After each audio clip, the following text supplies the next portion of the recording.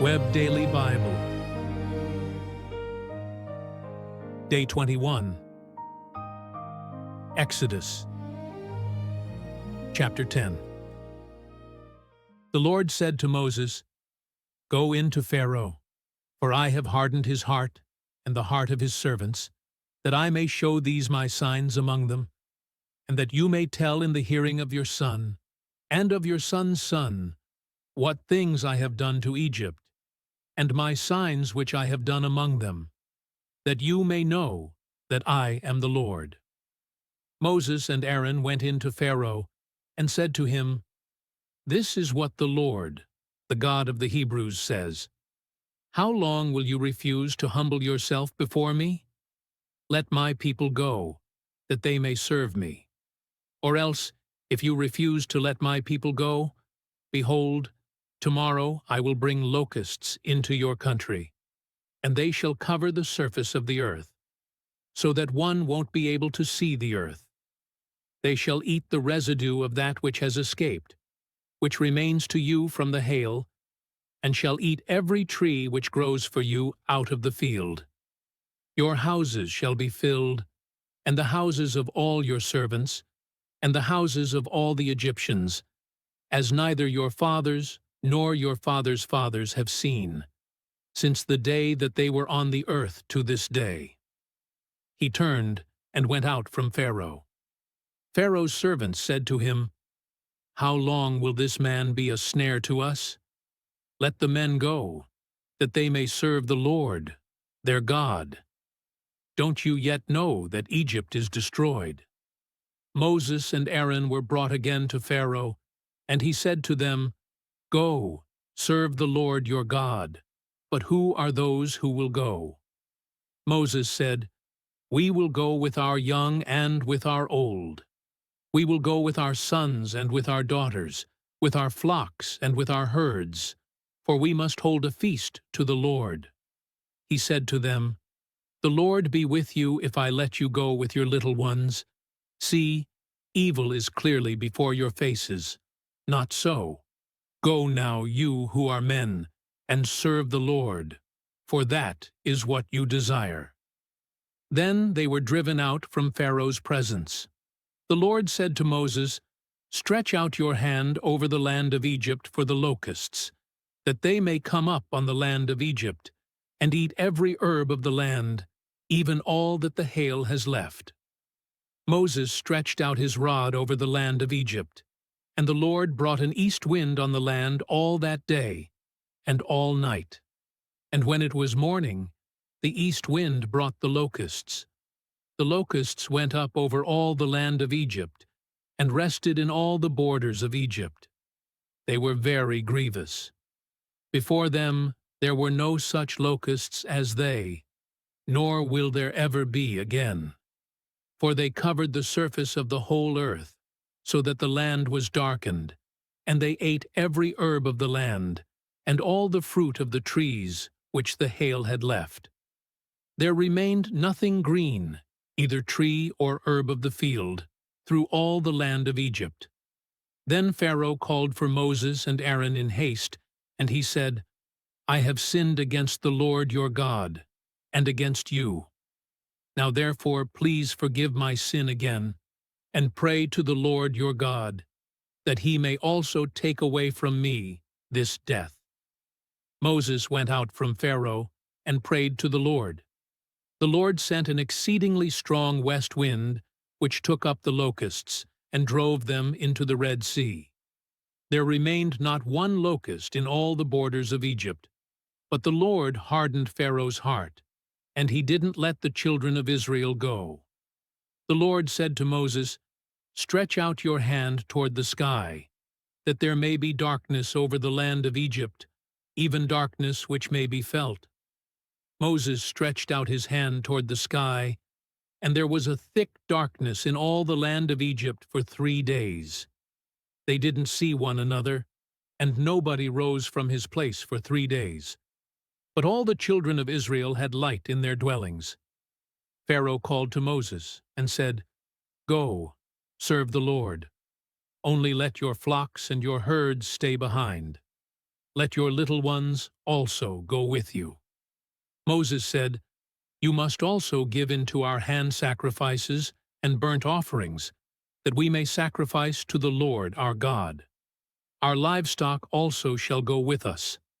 Not a hoof shall be left behind, for of it we must take to serve the Lord our God, and we don't know with what we must serve the Lord until we come there." But the Lord hardened Pharaoh's heart, and he wouldn't let them go. Pharaoh said to him, "Get away from me.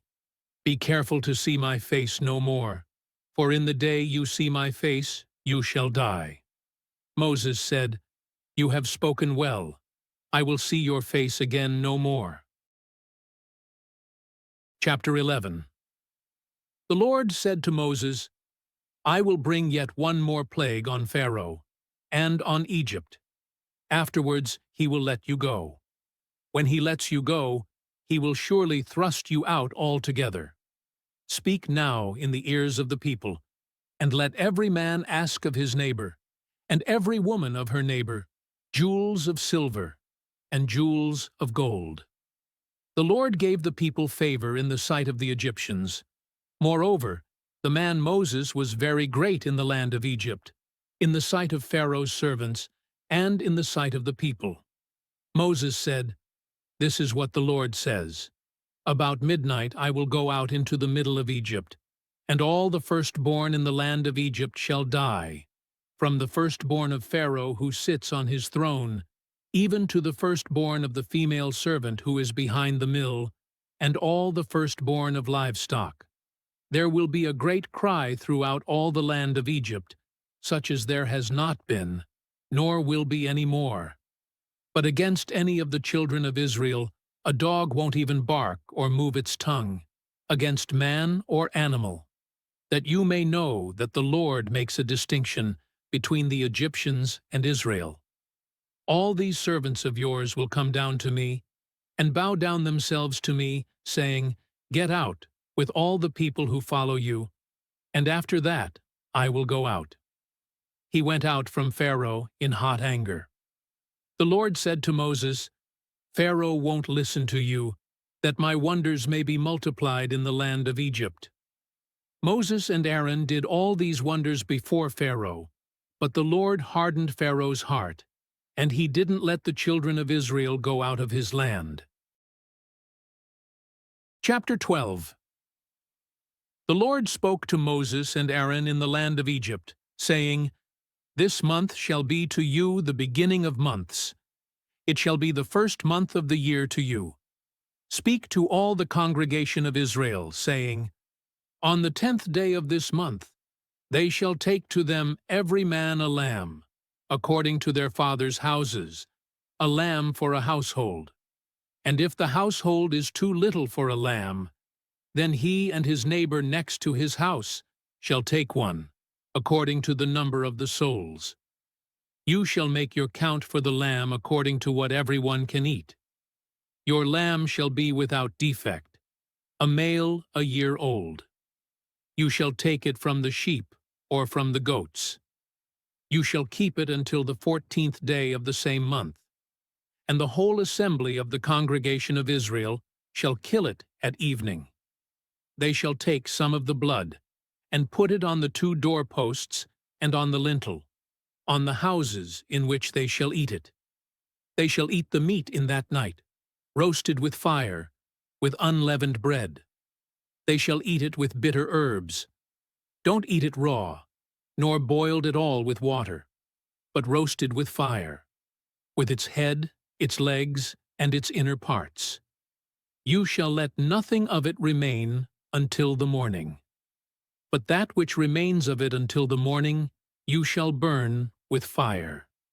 This is how you shall eat it: with your belt on your waist, your sandals on your feet, and your staff in your hand. And you shall eat it in haste. It is the Lord's Passover.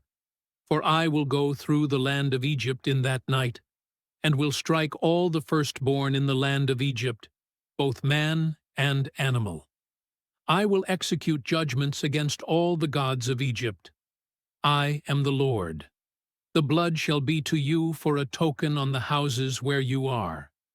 When I see the blood, I will pass over you, and no plague will be on you to destroy you when I strike the land of Egypt. This day shall be a memorial for you. You shall keep it as a feast to the Lord.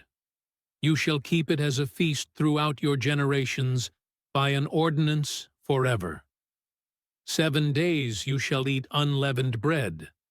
Even the first day you shall put away yeast out of your houses. For whoever eats leavened bread from the first day until the 7th day, that soul shall be cut off from Israel. In the first day there shall be to you a holy convocation, and in the 7th day a holy convocation. No kind of work shall be done in them, except that which every man must eat, only that may be done by you. You shall observe the feast of unleavened bread. For in this same day I have brought your armies out of the land of Egypt. Therefore you shall observe this day throughout your generations by an ordinance forever. In the 1st month, on the 14th day of the month at evening, you shall eat unleavened bread until the 21st day of the month at evening. There shall be no yeast found in your houses for 7 days. For whoever eats that which is leavened, that soul shall be cut off from the congregation of Israel, whether he is a foreigner or one who is born in the land. You shall eat nothing leavened. In all your habitations you shall eat unleavened bread. Then Moses called for all the elders of Israel and said to them, Draw out and take lambs according to your families, and kill the Passover. You shall take a bunch of hyssop, and dip it in the blood that is in the basin, and strike the lintel and the 2 doorposts with the blood that is in the basin. None of you shall go out of the door of his house until the morning, for the Lord will pass through to strike the Egyptians. And when he sees the blood on the lintel and on the 2 doorposts, the Lord will pass over the door, and will not allow the destroyer to come into your houses to strike you. You shall observe this thing for an ordinance to you and to your sons forever. It shall happen when you have come to the land which the Lord will give you, as he has promised, that you shall keep this service. It will happen when your children ask you, What do you mean by this service? That you shall say, It is the sacrifice of the Lord's Passover, who passed over the houses of the children of Israel in Egypt, when he struck the Egyptians and spared our houses. The people bowed their heads and worshipped. The children of Israel went and did so. As the Lord had commanded Moses and Aaron, so they did. At midnight, the Lord struck all the firstborn in the land of Egypt, from the firstborn of Pharaoh who sat on his throne to the firstborn of the captive who was in the dungeon, and all the firstborn of livestock. Pharaoh rose up in the night, he and all his servants, and all the Egyptians. And there was a great cry in Egypt, for there was not a house where there was not one dead. He called for Moses and Aaron by night, and said, Rise up, get out from among my people, both you and the children of Israel, and go, serve the Lord, as you have said. Take both your flocks and your herds, as you have said, and be gone, and bless me also. The Egyptians were urgent with the people, to send them out of the land in haste, for they said, We are all dead men. The people took their dough before it was leavened, their kneading troughs being bound up in their clothes on their shoulders. The children of Israel did according to the word of Moses, and they asked of the Egyptians jewels of silver, and jewels of gold, and clothing. The Lord gave the people favor in the sight of the Egyptians, so that they let them have what they asked. They plundered the Egyptians. The children of Israel traveled from Ramesses to Succoth, about 600,000 on foot, who were men, in addition to children. A mixed multitude went up also with them, with flocks, herds, and even very much livestock. They baked unleavened cakes of the dough which they brought out of Egypt, for it wasn't leavened, because they were thrust out of Egypt and couldn't wait, and they had not prepared any food for themselves. Now the time that the children of Israel lived in Egypt was 430 years. At the end of 430 years, to the day, all of the Lord's armies went out from the land of Egypt. It is a night to be much observed to the Lord for bringing them out from the land of Egypt. This is that night of the Lord, to be much observed by all the children of Israel throughout their generations. The Lord said to Moses and Aaron, "This is the ordinance of the Passover. No foreigner shall eat of it, but every man's servant who is bought for money, when you have circumcised him, then shall he eat of it. A foreigner and a hired servant shall not eat of it. It must be eaten in one house. You shall not carry any of the meat outside of the house. Do not break any of its bones. All the congregation of Israel shall keep it. When a stranger lives as a foreigner with you, and would like to keep the Passover to the Lord, let all his males be circumcised, and then let him come near and keep it. He shall be as one who is born in the land, but no uncircumcised person shall eat of it. One law shall be to him who is born at home, and to the stranger who lives as a foreigner among you." All the children of Israel did so, as the Lord commanded Moses and Aaron, so they did. That same day, the Lord brought the children of Israel out of the land of Egypt by their armies,